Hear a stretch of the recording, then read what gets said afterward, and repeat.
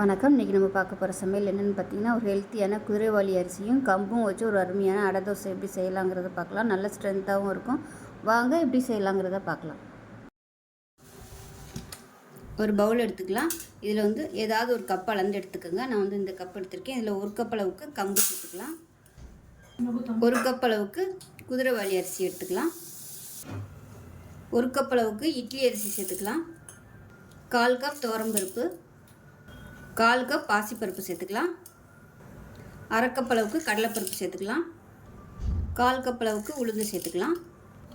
இப்போ அதை நல்லா 4-5 தடவை கழுவிட்டு வந்துடணும். கம்புலையும் குதிரைவாலி அரிசியிலையும் அழுக்கு நிறையா இருக்கும். அதனால் நல்லா தண்ணி கிளியராக வர அளவுக்கு கழுவி எடுத்துகிட்டு பார்க்கலாம். இப்போ பாருங்கள், நல்லா சுத்தம் பண்ணிட்டு வந்துட்டேன். இப்போ தேவையான அளவுக்கு தண்ணி ஊற்றிட்டு நல்லா ஒரு 6 மணி நேரம் ஊற வச்சுக்கலாம். நீங்கள் காலையில் செய்ய போகிறீங்கன்னா நைட்டே ஊற வச்சுருங்க. இப்போ இதில் சும்மா ஒரு 1/4 டீஸ்பூன் போல் வெந்தயம் சேர்த்துக்கலாம். 1/4 டீஸ்பூன் சீரகம், அதே மாதிரி 1/4 டீஸ்பூன் போல் சோம்பு சேர்த்துக்கலாம். இப்போ பாருங்கள், ஒரு 6 வரமிளகாய் சேர்த்துக்கலாம். இது எல்லாமே சின்ன சின்னதாக இருக்குது.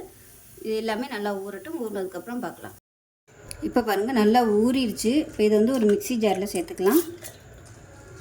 நான் கொஞ்சமாக போட்டிருக்கிறதுனால ஒரே பேட்சாகவே சேர்த்துக்கிறேன். இது ரொம்ப அதிகமாக இல்லை.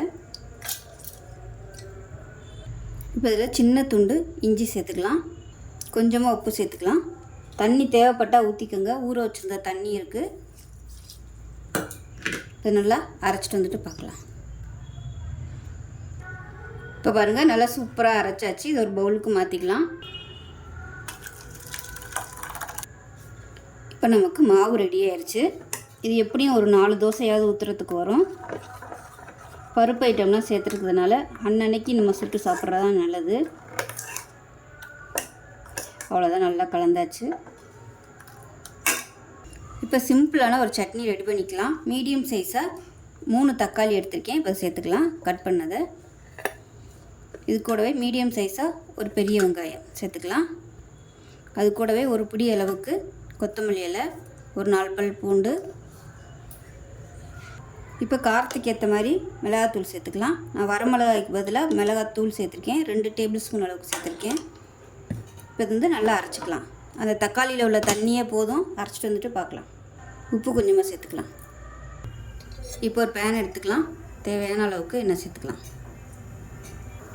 எண்ணெய் நல்லா சூடாயிருச்சு. ஒரு டீஸ்பூன் கடுகு சேர்த்துக்கலாம். ஒரு டீஸ்பூன் போல் சோம்பு சேர்த்துக்கலாம்.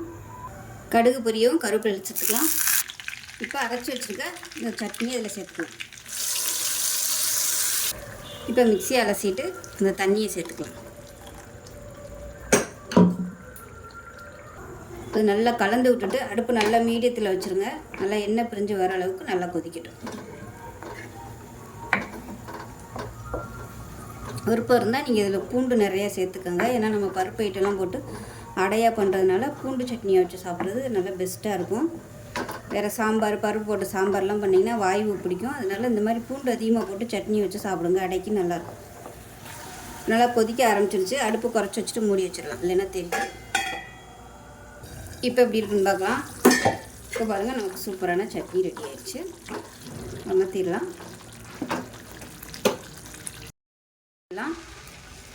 இதில் விருப்பம் இருந்தால் நீங்கள் பொடியாக நறுக்கின வெங்காயம், கொத்தமல்லி, தேங்காய் இதெல்லாம் கூட நீங்கள் போட்டு அடை மாதிரி கூட சுடலாம்.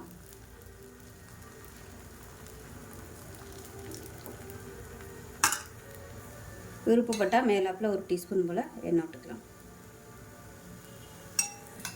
இப்போ அதை திருப்பி போட்டுடலாம்.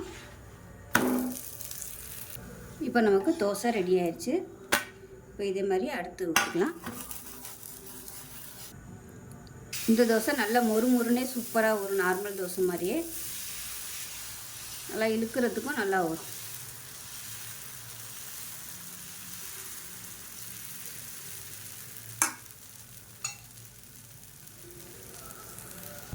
இப்போ 2வது ஊற்றின தோசையும் ரெடி ஆயிடுச்சு. பாருங்கள் எந்த அளவுக்கு நல்லா மொறுமொறுன்னு இருக்குன்னு. இப்போ பாருங்கள், சிம்பிளாக பண்ணக்கூடிய ஒரு தக்காளி சட்னி ரெடி ஆயிடுச்சு. டேஸ்ட் நல்லா அட்டகாசமாக இருக்கும் தோசையும்.